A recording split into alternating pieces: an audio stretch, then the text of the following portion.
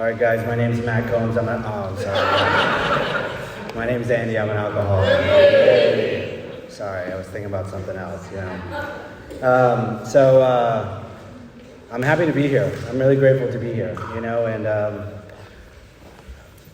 I want to thank this group. Honestly, I want to thank this group because this group was with me in a really hard time. And, they were really supportive of me, and everybody is in here. So I think before I start, I want to thank, John, thank you, Matt, thank you, Yona, thank you, everybody who's been so supportive of me, and I appreciate it. And that's the thing about us today is we don't do it alone. And I like to come up here and act like I got all this sobriety and I got all this figured out when I'm calling my sponsor crying every day, right? It's and that's the truth, right? It's everybody helps us. Right? And humility is key. For me, humility is key, right?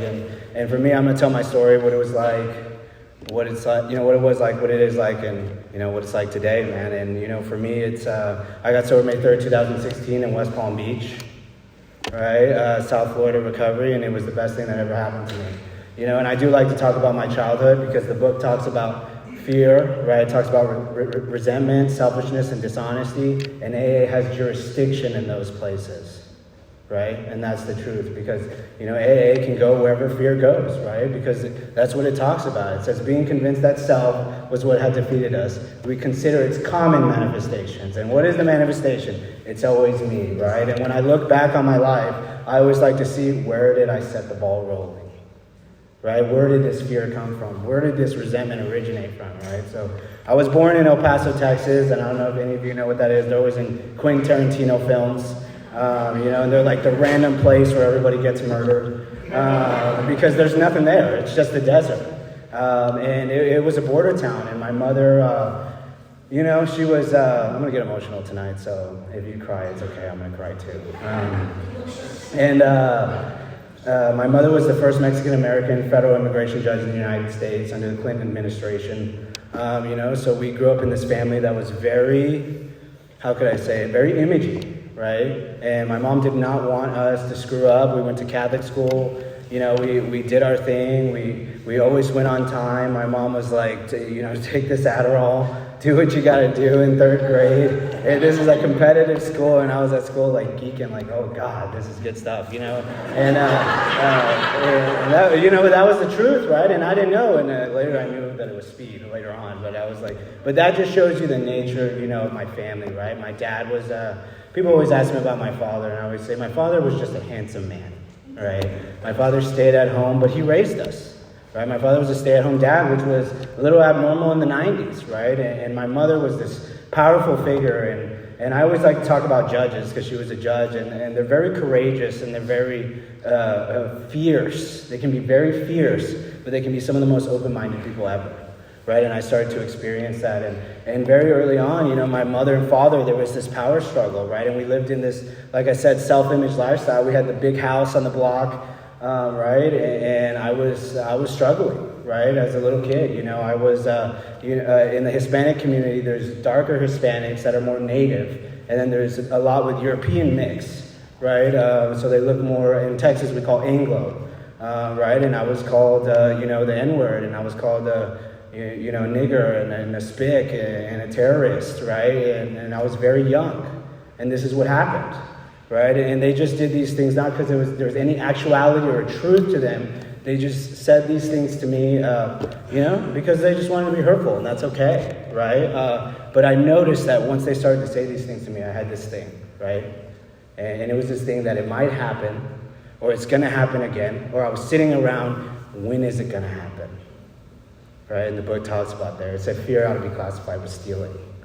It tends to cause more trouble. And I sat in my house all day, and I always wondered, I was like, when is this going to happen? Because I'm going to say this, and I'm going to do this, and I'm going to figure this out, and I'm going to beat up this kid, right? And this is what's going to go on, right? And in the household, my mother and father were at it every day, right? And they were at it, and it was terrible because my mother was, my mother just wanted things done when she wanted them done. I'll be nice about it.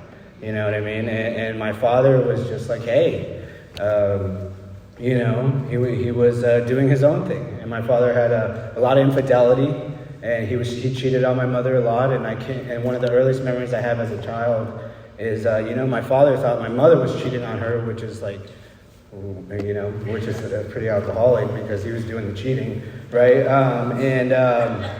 So he bashed her head in, with a phone back in the 90s. So in the 90s, they had these big brick phones, right? And he bashed my mom's head in. So I was sitting there screaming, in my mother's arms. And that was one of the first memories I had, right? And what it really was is I was a witness to domestic abuse constantly, right? And it always happened when my mom got off from work, right? And when my mom got off, it was always she got home from court at about 8, and I started to experience this feeling, right? It's going to happen. It's going to happen. What can I do, right? And the book talks about we want to be the actor who wants to run the whole show, right? He might be even kind, modest, and self-sacrificing. But on the other hand, he may be mean, egotistical, selfish, and dishonest, right? And already as a kid, right, that's fear works. I was already trying to run in there and say, Mom, I love you, Dad, I love you, to try to manage well, right? I was already trying to manage well at this age, right? Because I already seen it would happen. And so as time grew on, my brothers are a big part of my story. I have 3 older brothers, and we were in El Paso, and he got cut trafficking for, we'll just say, an organization south of the border, right? And, we'll just say that, right? And but it was a devastating blow to the family in El Paso because it was, did you hear Judge Zuniga? Did you hear what her son did? And he was in high school, and I was in the front playing soccer, and there was guys driving by looking at the house because he owed a lot of money, right? And so my mom was, this is the first time I ever seen my mom in true fear and true shame, right? And my mom became an immigrant from Mexico, worked her whole life to provide this beauty, right? This beauty, and we went with our tail in between our legs to San Antonio to a transfer, right? And we figured that was the solution, right? We're going to run. And, I had experienced this spiritual battle in the house too. And this is brilliant too, because we alcoholics, right? Not only we're powerless over people, places, and things, we're powerless over people, right?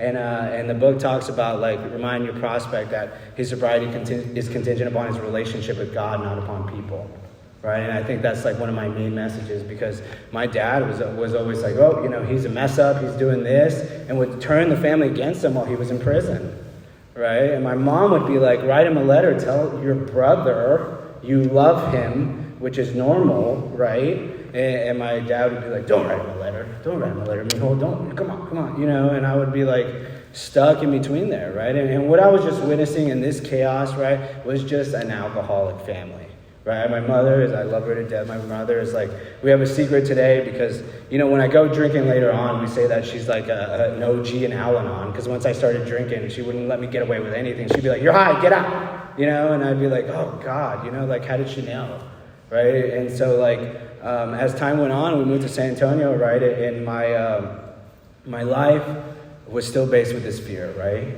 And I started to experience some resentment. And I remember the first time I drank alcohol is I was with my cousin when we were 12 years old, and I went and I stole wine.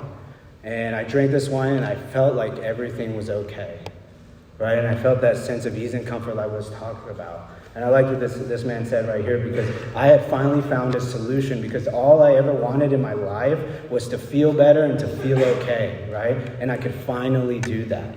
And I felt okay. All I wanted was to be in the present.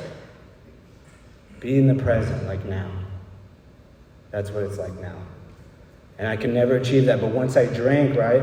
Once I drank alcohol, I experienced that. And so I was off to the races, right? And immediately I got addicted to drugs. And drugs are part of my story. Alcohol is part of my story. There's a lot of drugs in the big book. Bill was mixing drugs with sedative, and I was the alcoholic who mixed drugs with sedative, with, women, with defying your parents, with falling asleep everywhere. That was the type of alcoholic I was, right? And, as I started to drink, I remember one time we were getting in high school, and I had friends, and they loved me, and they knew, because they knew me, right? But they knew that I had this thing, that once I had this thought, I couldn't stop. Right, and I was at a party, and my good friends, were arguing with the guys I bought drugs from, and they literally got in a fight, and they were fighting because people were selling me drugs, and that was the nature of me, is I was just a drama queen, and it's just the truth, and I overdosed that night, and that's where I have this scar on my head, and it's still here to this day, and it's never going anywhere, so I accept it, but I fell flat on my face, and I just got carried out of the party. And it was by my older brother, Stephen, who's an attorney now. We're going to talk about him too. And and Stephen was, part of the people when I was young who would kind of terrorize me. He was my brother, right? And this just shows that this is like a family thing. And I always wondered, like Stephen, I would always thought to myself, and this is the beauty of the program, when you do inventory, when you heal, when you make amends, and you not blame things on people, you start to see the truth, and God reveals himself to you. And my brother beat me up a lot, right? And I remember one day I was driving, and God had finally disclosed to me in meditation, because I was like, why would he do this, right? Because I was hurting a lot. And, the answer God gave me is because he was hurting too, right? He was in the same household as me. He was seeing the same shit. He was seeing the same things, right? And he dealt with it a different way than I dealt with it. He was just seeing it, right? And that's okay. And I could understand that, right? And Step 10 talks about our next function is to grow in understanding and effectiveness, right? And now I understand, and I'm not angry, and I love my brother today, and I would do anything for him, But anyway, we'll get back to the story. And so they sent me to rehab right away, 17 years old, or 16. I was underage in rehab in Texas, in Kerrville, Texas. I don't know if anybody knows where that's at, but it's basically like right a little bit in the hills. It's called San Antonio's called the hill country, right? Because it just goes up and down, up and down. And I went to rehab there, and then a guy from AA came. And this is why I like to read this thing about judgment, because, and I'll read it at the end, it's because a guy came in, and he was like this really, thugged out guy, and he was carrying the message to us. And he had 10 years of sobriety, and he had been in prison because he was raping his sister. And it's a true story. And he told us that blatantly. And we were like, oh my God, like, why would you share that? Like, Jesus, man. Like, keep that to yourself. Shove it way down deep in the basement, bro. But the truth is like, this guy had made amends, he did his time, and he worked a program of action, right? And that's what the traditions talk about. Like, the only requirement for membership is a desire to stop drinking. So I am nobody to tell who can and cannot come in here, period. And this guy came in here, and he was sober. And then I went up to him, and he carried the message. I was 16, and I asked him what I should do. He said, well, what do you do? And I said, I'm drinking every day. I'm drugging, a little bit of this, a little bit of that, And he said, well, you're the type of kid that's going to die because you do so much Xanax and mix it with alcohol, because that's what I like to do, right? I like to mix Xanax with alcohol. And he said, you're the type of kid who's going to die, so what I want you to do is I want you to write an inventory. And you need to get to it and get into the work. Because you're open to this program, right? It said, write an inventory, write everything you've ever done. Right? I was 16 years old. And you know what I said? I said, okay. And that was my first experience in AA of being dishonest. Right? Because I was not ready to hear it. I was not ready to change. I was not ready to, I had parties going on back home. I was ready to keep partying and to keep doing what I had to do. I had no inclination of changing whatsoever. But you know what I wanted when I went to treatment centers? And I wanted everybody off my back. I wanted some sense of ease and comfort. I wanted some relief, right? I wanted some relief from the fear of people not liking me for my bad character. Right? And how often do I come to meetings and I'm like ashamed, right? And I always was the guy in the back coming ashamed, hiding from a sponsor, right? Or hiding from this person because I wasn't doing what it takes, right? And you find the AAs who have good character, they come in, they sit in the front and they smile, right? Because they're proud of who they are, right? And they say esteem comes from esteemable acts, and I had no esteem and I had no character. That was my experience with it. I had no character. So I continued to drink, right?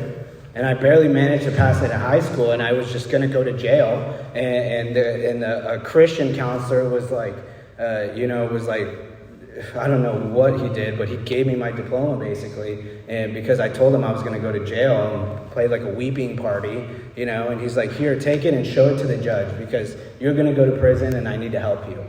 Right? Because that's how bad I was. I was the type of alcoholic that would steal everything. That's what it was like. I would take everything from you. There was locks in the house and there was locks outside the house, and I would get a trespass warrant. Remember, my mom was an attorney. I'm getting a trespass warrant. I'm getting arrested. And I even had a monitor on me one time.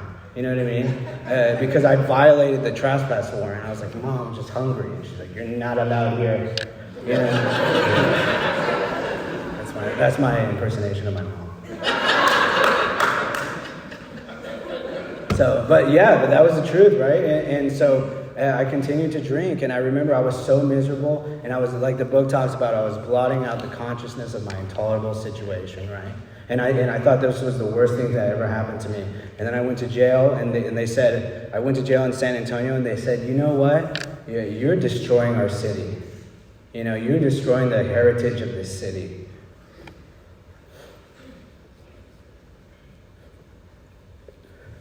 And they were like, you think you're special? And this guy looked at me and he had my number.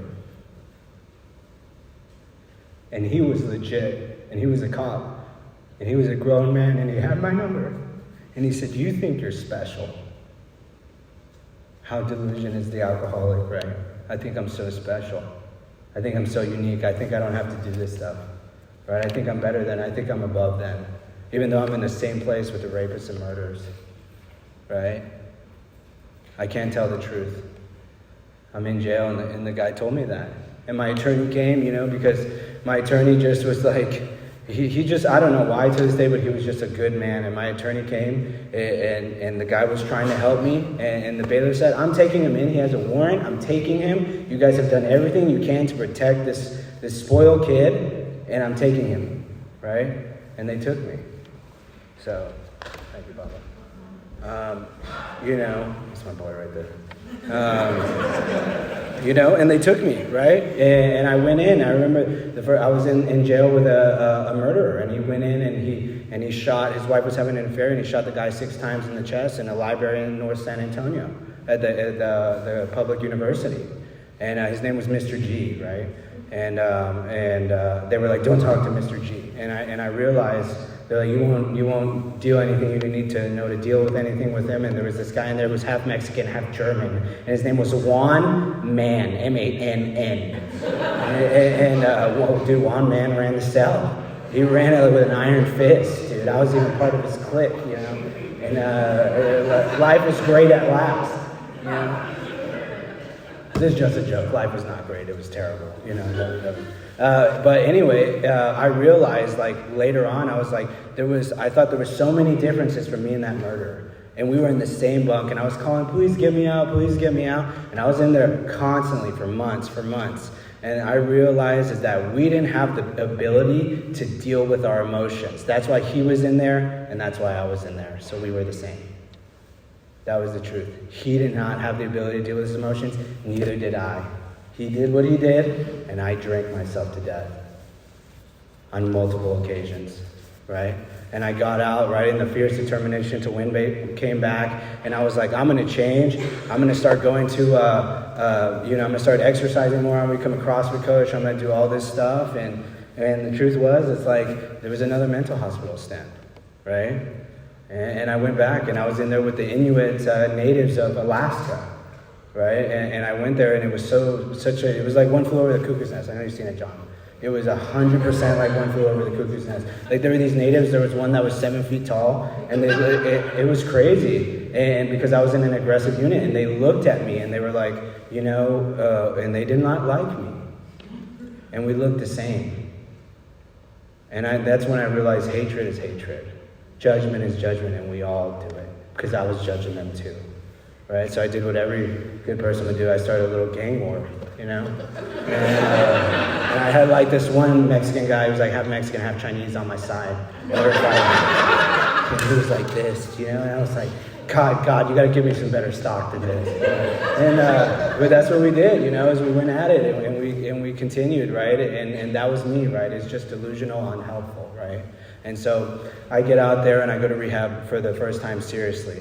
And my father comes to me, and I had not a good relationship with my father. I abused my father. I used my father. I used to use him for drugs. I used to use my mother for drugs. And they came to see me in treatment one time, and my father was like, nobody had ever told me. They just told me, just stop. Why don't you just stop? Just stop drinking. Just do what you got to do, right? Just stop drinking. You have the power. My mom used to say, willpower, mijo, willpower, And I was like, okay, I don't know if I'm going to fucking try, Sorry, excuse my language. And then I went in there, and my dad pulled me aside, And this is why I say don't judge, or you don't know where the solution's going to come from, or don't think that you know everything, or judge somebody by the way they look, or whatever it may be, because everybody has something good to say, and forgiveness is beautiful, because he said you need to find God. And that's what he told me. And he was the only person to ever tell me that directly. He looked in my eyes and said, you need to find God. And I went in this treatment center, right?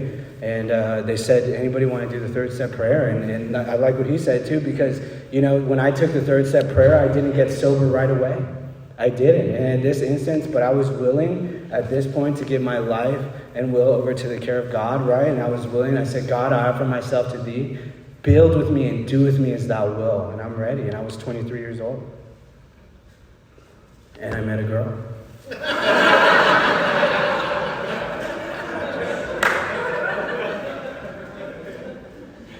Yeah, and I met this girl, and she was this beautiful girl from North Carolina. So if you're from North Carolina, just don't talk to me, okay? So anyway, but yeah, and I met this girl, right? And it was the whole rehab romance. And I have a lot of similarities, and all of us alcoholics are the same way. And we met, and then we went out, and she moved into the halfway. I had my own apartment, and things were going to be good, and I was going to be, continue to be in a good relationship. And I relapsed, but whatever, you know what I mean? And so I came out, and I was put all my eggs in this basket, and that's why I tell, remind your prospect your sobriety is not contingent upon people, right? Contingent upon his relationship with God. And that's what the book talks about. And I had no inventory. I did no steps. I was open to nothing, and I mistreated her, and I treated her bad, right? And I remember times where I was so selfish, right? And she tried to be understanding, and she tried to be honest, and I was so afraid, right? And I was so afraid of her leaving me. I was so afraid of not being enough. I was so afraid of just of not being liked. I was so afraid of all these things. And that's what the book talks about. It says selfishness, self-centeredness, that we think, right, is the root of our troubles. And that was the root of my troubles. It really was. And I realized that it was bad. And, she got pregnant, right? And I was 23 years old, and I was washing dishes. And I was like, Jesus, what am I going to do? But I was like, okay, I'm going to step up. I'm going to do everything I can. And, we were in Walmart one day, and it was, we had just got past the first trimester, and she was like, Andy, I really have to go to the bathroom. Really? And I was like, okay, what's going on? And she had to rush to the bathroom, and we realized that, like, a little bit after 3 months that the body terminated the pregnancy, right? She was starting to miscarriage, right? And this was part of my story. And it was, and today, and this is the thing, is I've dealt with miscarriage in life, and today I understand it, but at that time I was devastated, right? And I was so selfish, and we went to the hospital, and I did what I could, and they were like, she has to have a surgery, right? Because she's not going to pass it, it's too big.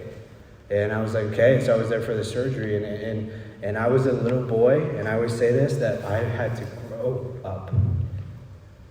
That was the most grown-up thing I've ever done in my life. And it was one of the hardest things, is to be there for her while she did that. And she was destroyed. She was destroyed. And so was I. And we were in pain. And we were sober.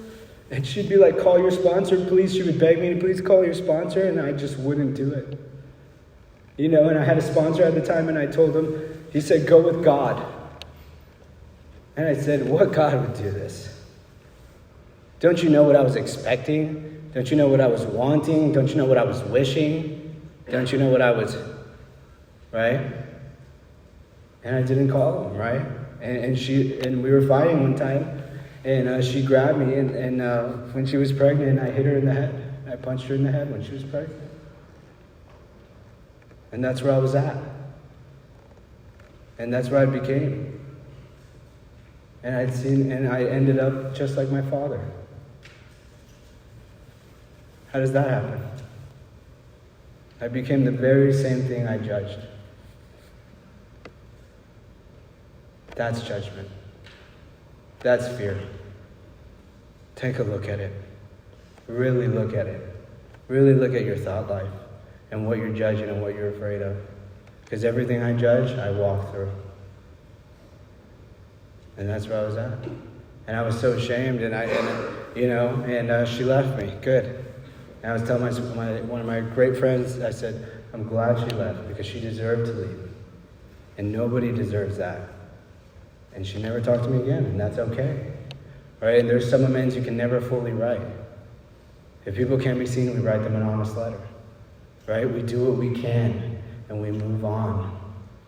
Right? But it would injure her more if she were to see me again. Right? Maybe sometime in God's time. I've had 6 years of sobriety going on 7, and we'll see what happens. Right? But the point is that I had to start to change my actions, and I went out. Right? And I started to, what am I looking at on time? Tell me real quick. Okay, all right, I just want to know. All right, we're going to get sober now. All right? All right, so anyway, so I went out, right? And I went out and I always loved film and I always loved movies, right? And I was like, I'm going to be a writer. This is what I'm going to do. I'm going to be a writer. And I went to this film school in San Antonio. My mom was just like, my family didn't talk about it. My family was as sad as me. And they just didn't talk about it. I was like, somebody talk to me. Somebody talk to me. You know, just I'm a human. Somebody talk to me. She was, and so I drank, and I drank, and I drank, and I went to class. And I remember I went to class. I was so messed up one time. The teacher was like, "This is your paper from 2 weeks ago. This is your paper now." And one was when I was drunk, and one was I was not. One was at 84. One was at 37. You know, and he was like, "Are you on medication?" Right? And I was like, "Yeah, I'm on medication. I have anxiety, bro." You know, and I used that excuse again. And you know, they're like, "Okay, you have a film final," and we're studying German film, right? And we were studying film techniques, and it was because, you know, during the Third Reich in Germany, some of the most influential propaganda filmmakers was a woman, right? And she created advanced film camera angles at the time, and we had to learn from her, right? It's just how it was, and we had to study the history of cinema. And I did not study it. I did not. Because I just was like, I thought I knew everything, right? And this is part of my story. I think I know it all. I'm good. I'm great. I'm already going to be this with doing no work. I'm going to pass the test, right? And I went, and I knew for the first time in my life something came over me. I was so drunk that I would not pass this test. And I said, this is my final excuse. First it was the girl. First it was trying to get sober. Now I'm in school. This is my final excuse to where people find out who I really am. Right? And how often is it like that? I got nothing else to hide from. Right? And so what I did is on the way to school is I ran myself right into a tree at 60 miles an hour in downtown San Antonio. And I was 24 years old at this time. And I ran into a tree and I hit the tree and I don't remember much. And I remember getting out and I came out and I was slipping on the glass and I just was going everywhere and I sat on the corner and all the, Mexican ladies downtown were like, "Mijo, oh my God, what's going on?" And the bystanders were just like, "We saw you drive into a tree. Like, what's going on? We're calling the cops." And they called the cops and I sat there. And it's sad to me because that's how I was, And the paramedics came and they put, whatever paramedics do, I don't know, I'm not a paramedic, and they were like, it put stuff on me and they were checking me and I was just crying and I was weeping, right? And I was weeping. I wasn't crying, I was weeping, right? And the guy said, "Son, you're okay, you're going to be okay, like, you're lucky, you were wearing your seatbelt, you're going to be all right, but I don't know what's going on with you, what happened, And they wanted to institutionalize me. And he was like, "What's going on with you?" And I said to him that I was an alcoholic and the party's over. And I'm going to die from drinking. And I had a moment of clarity. And that was my first bottom. And I realized that God had given me that. God had said, "Andy, you're going to die," and I had seen it, right?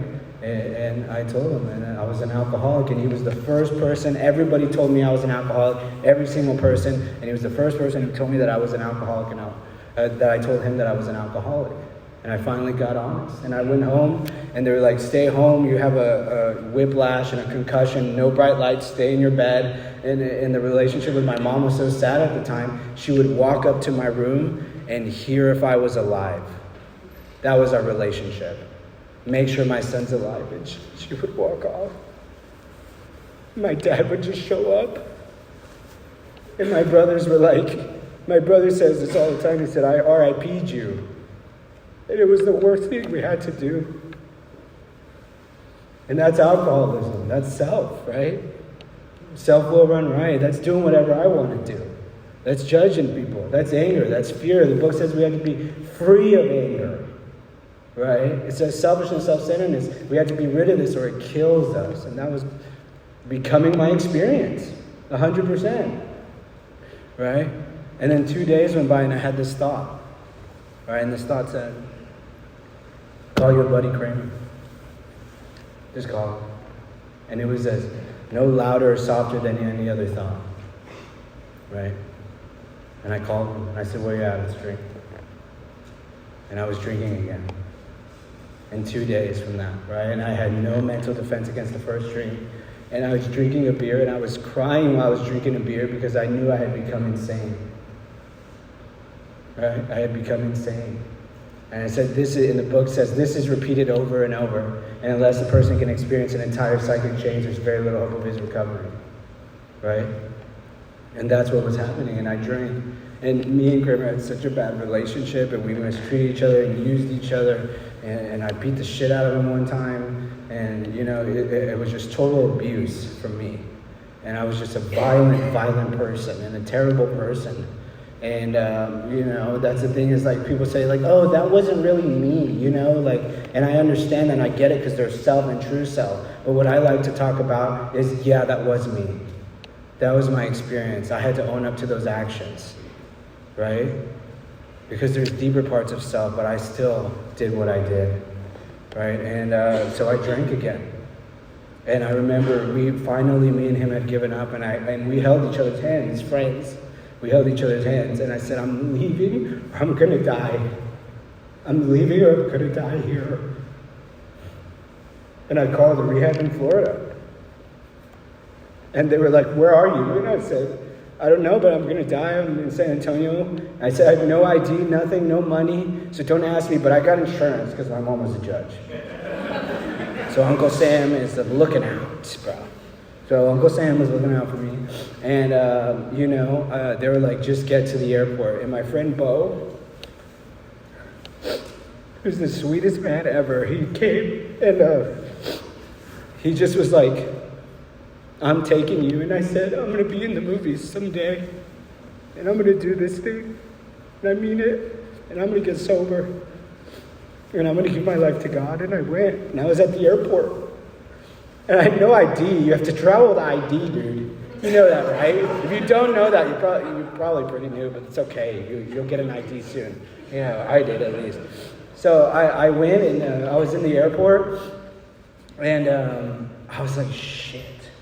And there was a cop there, and he was wearing a cowboy hat, and I was like, shit. Because those are the meanest cops in Texas, dude. If they're wearing a cowboy hat, you're like, you're done.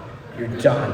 And I was like, God, I had this fear of cowboy hats, right? That's what I had, this fear of cowboy hats. And now I wear one proudly and I love it, right? That's AA today. I'm proud of my Texas roots.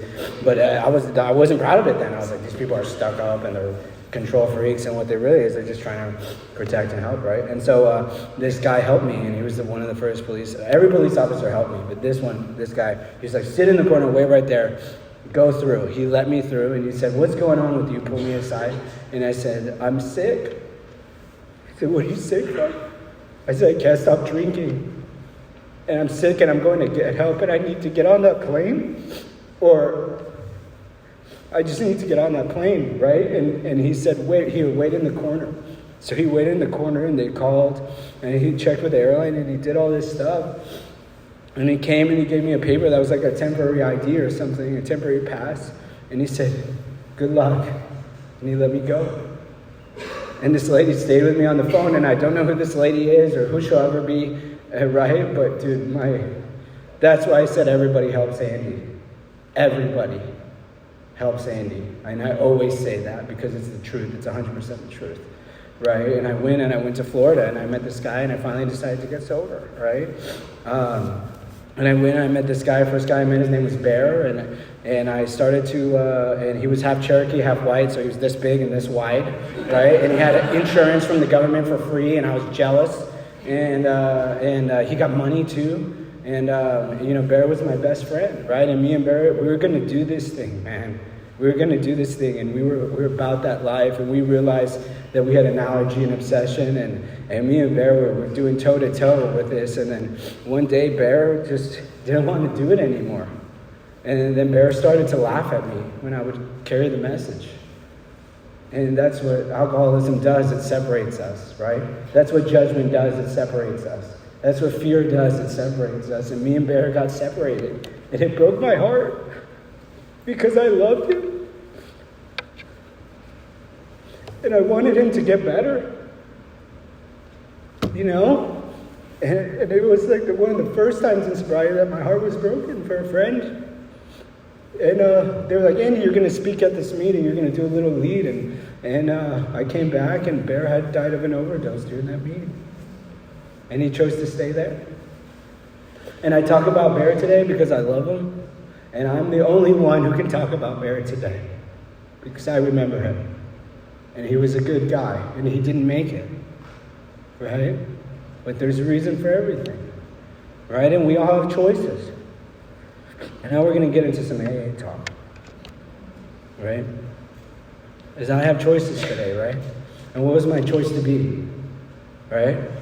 I had to fully concede to my innermost self that I was an alcoholic and could not manage my own life. And I had to be open to something greater than myself. And they said, are you open to this idea of God? All right? Are you open to this idea that something other than you has this power? Right? And I started to write down these things. And I got a sponsor. Right? And he said, write down everything you've ever done. And I wrote down everything I ever done. And the book says, the fifth step says we are on a life and death errand, right? The fifth step. The ninth step says we will never gain victory over alcohol, right? Unless we take this final step, right? And that was my experience. He was like, you're on a life and death errand. Write down everything. Do every crook and cranny of the past, right? And that's what it talks about. And I talked about everything. I talked about everything sexual. I talked about everything, what happened. I talked about what I did now. I talked about what I was lying about. And for the first time, I felt some sense of peace and comfort, right? And I had an hour after that, and I talked a lot about my father, right? And my mother. And in that hour after, I forgave my father, right? And I said, it's okay. And I realized I was just like him. Just like him, right? And I didn't have to be like that, right? And so we started to make these amends, right? And I had to owe my mom all this money, right? All this money. And so I started to pay that back. And then I went and, I took all her jewelry, right? I took all my mom's jewelry and I came back Christmas with 2 years sober, and it took me a while to get the stone, and I gave her back the stone, and this is the only time I've ever seen my mother cry of anything. And she was just happy, right? And that's what this program does. This program gives us peace and happiness and love, right? And that was my experience. And what I really told my mother was, I need to make this right? And that's what the amends talk about. Is I started to see these defects, that I was dishonest, that I was stealing, right? That I was a thief, that I was a manipulator, that I was judgmental, that I was jumping into relationships, that I was, seeking sexual validation, I was seeking control, that I was doing all these things, right? And this is the truth, right? So if it makes you uncomfortable, good. That's how it is, right? The truth is not pretty. If you hear fifth step, it ain't pretty, right? If it's pretty, it's a lie. Right, John? Because John's been helping me so much. Jonah's been helping me so much, man. And I'm like looking, I'm calling, I'm like, this shit ain't pretty. This stuff I'm doing right now ain't pretty. Right? And that's the beauty of it. And so I started to really work this program, man. And I started to carry this message. And I had this opportunity. And I hurt my knee. And I lost my job in the same week. And I was devastated. And this is why I say that, being an alcoholic was the best thing that could ever happen to me, because I thought it was the worst thing, right? And I didn't know what to do or where to go, and I had a 1.5 year sobriety, and I told my mom, I said, what am I going to do? And I said, she said, well, I had an immigrant come in, and we had to allow him citizenship to the United States, and he was Chinese, and he wanted to go to a school called Full Sail to be a cinematographer, and I want you to go to that school. And this is the deal. You're going to go to Orlando, and you're going to go for your dreams. And if you get 1 B, you're out. right? You're out. And those were her terms and conditions, and I had to abide by those, right? And I got all A's, and in math I got a B, dude. And I was I got a B, I did. I was like, Mom, I got a B. And she's like, don't worry, I sucked at math too. It's like, what the hell, dude? But that was my experience, and I went to Orlando, and, I was in this relationship, and, and we got engaged, right? And I hear that a lot in the rooms early, right? We got engaged, and I did that. And I wasn't ready, and I was dishonest. And I did my inventory, and I talked to my grant sponsor at the time, and my grant sponsor was like, you got to let that go. Meaning that you have to trust God. Because a lot of times in relationships, what I'm trying to do is I'm trying to let go, roll back in, let go, roll back in, self-will, run right. Right? The alcoholic does not know how to truly let go. It takes a spiritual program of action, right? And so I let go, and it was devastating. It was devastating to my pride and to my ego, right? And I remember at 3 years sober, I was looking off a balcony, ready to jump. 3 years. And that's why I carry the message about people and sobriety and God has this power. And I called my sponsor at the time, and my sponsor was like, how do you feel? I said, I'm angry. And I said some very different words, but I'm just being nice. Okay, I said, I'm angry at somebody. And he said, good, call me tomorrow. He said, how do you feel now? I said, I'm okay. He said, good, call me tomorrow. And this is what I realized, and this is my experience with my sponsor currently, is that my sponsor is imperfect, so he's perfectly understanding, right? And that's what I realized about my sponsor today, is that I can run things by him, and he doesn't judge me, and he's okay. And that's AA, right? We're not on a spiritual mountaintop, right? We're not here to be big shots in AA. If I'm a big shot and want to be a big shot in AA, I think I missed the point, right? The point is to be of service to my fellow man. Right? And he said, call me later, right? And so I went and I graduated from school, and then COVID happened, right? And I had 4 years of sobriety. And I started to pay back my brother Sean. And my brother Sean was an alcoholic, and we don't diagnose anybody, but, come on, let's be real, okay?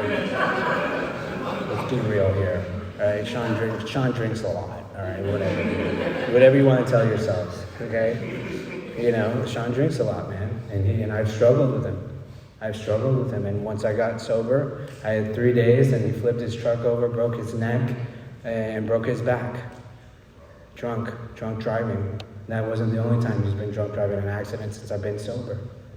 And what I realized then is I did a huge fear inventory. I realized that the fear wasn't that I want him to be okay. The fear was I won't be okay if he lives or dies. So it's all about me. How selfish is that, right? So I let Sean do his thing, and Sean does what he does, and I started to pay him back, and Sean is very well off, and in the Hispanic community, as long as you have a job, you're okay. You work, you're okay. You drink, you fucking do coke, you're okay. And that's how it is. I'm like, Jesus. But that's why I wasn't okay, because I never wanted to work, so they were like, you're definitely a fucker, And so, yeah, I never wanted to. That's the truth. I just wanted to watch movies and theorize about Quentin Tarantino, Anyway, I started to pay my brother back as well, right? And I said, I'm going to pay you back, and I paid him back fully, right? And when I was a bind and I needed it, my brother was like, hey, I'm going to help you out. And that's trust today. And I used to steal from him. I used to mistreat him. I used to talk bad about him to everybody. I used to defy his character and talk about that he was less than, and he had a hard life. And he was really overweight, and everybody picked on him, and I had this fear that he wouldn't be okay, And my dad, early on, he went to jail for child abuse for hurting Sean, and I was always worried if Sean was going to be okay, right? In our family, and I was like, and once I started to actually get sober, I realized it's in God's hands, and God is all powerful. And God will deal with people, and I can never take care of people, help people, or save people. That's in God's hands. That's not in mine, right? And I learned immensely through my fear inventories with him, right? And so every time I see him and I go home to San Antonio, I give him a kiss, right, on the cheek, and I say, I love you. Right, you got 5 minutes left, right? And I'll start to share about and then I moved to Atlanta, and I came to Atlanta, right? I got 6 years in Orlando. I was in a relationship, and it ended. And it was terrible. right? And I tried dating someone. I took a couple of years off. I tried dating someone. And I started to realize that where I was at in my program, that I was living through fantasies and expectations and non-realizations, right? Right, and I realized that I had to trudge this road to happy destiny, and people in here listen to me, right? And I had to just start to look into this program and be that guy that was like, hey, I'll sponsor you, I'll help you, right? And I was so hungry, and I didn't tell anybody, and I was hungry.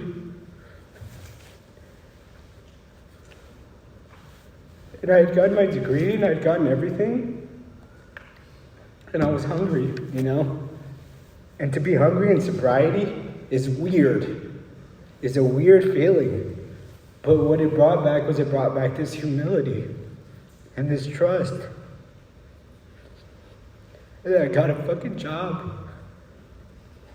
And it just happened one day, and I was working at a restaurant, and I was so pissed off. I was telling John, and I was so pissed off, dude. And I realized that God was asking me, will you wash dishes? Will you wash dishes? And I'll finish with this. And I did. And then God gave me this job at the biggest equipment supplier in the nation for Netflix, Amazon, Disney. And I was there, and it's been so hard there, and the work is so hard, and we're working on all this cool stuff with all these lights. And I remember the first movie I ever saw was Any Given Sunday with Jamie Foxx, right? And I was obsessed with Willie Beeman. I don't know if you remember Willie Beeman. And but that was my first movie I ever really saw, was Oliver Stone. And I was walking through, and I'm going to finish that story, the studio, and I saw this guy, and I said, tell me about the movies you've done. He said, you're from Orlando, I'm from Miami. I said, tell me about your movies you've done. He said, well, the first movie I ever done was Any Given Sunday. And I said, dude, that's the movie that made me fall in love with movies. And what I realized is nothing in God's world happens by mistake. Nothing. Right? And I said, dude, I want what you have. What are you doing? He said, there was a football field of cable we had to wrap. And that's how I made it. And then he showed me, and I looked to the right. He said, what's that? It was a football field of cable. Right? Chop wood, carry water. That's what we do in AA, right? It happens slow, it works if you work it. We take it one day at a time, right? John would always say, John would always be like, your money. And I'd be like, I don't know what that fucking means, dude. And what I realized today is that he was saying is like, God is going to take care of you. And God showed me, right, today, and my sponsor, and everybody showed me is that, like, God is taking care of me. And God showed me that guy did it, and you love that movie, and you could do it too, but you got to do the work. Right, and nothing is free or nothing is promised in Alcoholics Anonymous, right? And I'm still doing the work. I've made every amends I can. I still need to make more amends. I'm doing another inventory, right? I continue to show up. I sponsor guys, right? I have a sponsor. I listen to my sponsor. I tell my sponsees, I give them my suggestions. Sometimes I tell them what to do because I'm not perfect, right? But that's what we do. And the truth is God has given me everything today, and everybody helps Andy, and that's the truth, right? And I always say that. So if you get anything from me, what I really want to tell you that is ask for help. It's okay to ask for help, and nobody's too strong to ask for help. And if there's something that you need help with, it's okay. There's no pride, or we already know you're messed up, so stop dressing it up. You get what I'm saying? Stop dressing it up. We know you're messed up, right? And it's okay. So be who you are, and you'll get where you're going. Be who you are, and you'll get where you're going. But if we're living in fear and delusion and dishonesty and self-pity, what we're really doing is we're afraid of people finding out the real us, and we're saying, don't look at me and don't see me, because I want to protect this image I am. Right? And I did that for too long in Orlando, and I'm sick of it. I did that for too long, and that's what I was telling my good friend. I said, God has humbled me, and it's good. And I was wrapping the cable the other day, and I split my nail off. My hands were bleeding the other day, and I did it with a smile on my face. And I said, you know why? Because my sponsor was like, nothing good is easy. And that's the truth. If I'm getting it and it's easy, it probably ain't God, right? Because my God comes to me on his terms. It says he will disclose himself to me, right? He will. If I call on God right away and he's like, hey, what's up? How you doing? That's not God, right? That's my ego. And that's something I need to look out for, right? And my ego sounds exactly like my voice, right? And so the beauty today of Alcoholics Anonymous, it says you will know fellowship and freedom, right? and we'll trudge the road to happy destiny, right? And I was driving the other day, and I said, we're in paradise. And I've had a spiritual experience, and I keep having spiritual experiences, and I keep having awakenings, and everything is a new surrender and a new awakening. That's all it is. And there's always a new frontier. So, and I always say this to my sponsee, as a careful for alcohol is a subtle foe, right? And that's what 10-second warnings talk about, for if I rest on my laurels. How many times do I come in here and say, oh, I'm in this relationship, I'm doing good, I got this marriage, whatever. I'm going to stay at home and chill out. Because I do that, right? But I constantly tell myself, you need to go. And Yona tells me shit I don't like, honestly, right? But I do it anyway because I can be sponsorable today. I can be sponsorable today. That's the truth. If I'm unsponsorable, most likely I'll be unsober. And it's not like I don't know the same thing, but my willingness to be open and honest to new ideas is essential for recovery, right? So I appreciate y'all listening to my story. Thank you so much to everybody for being a 5th tradition member.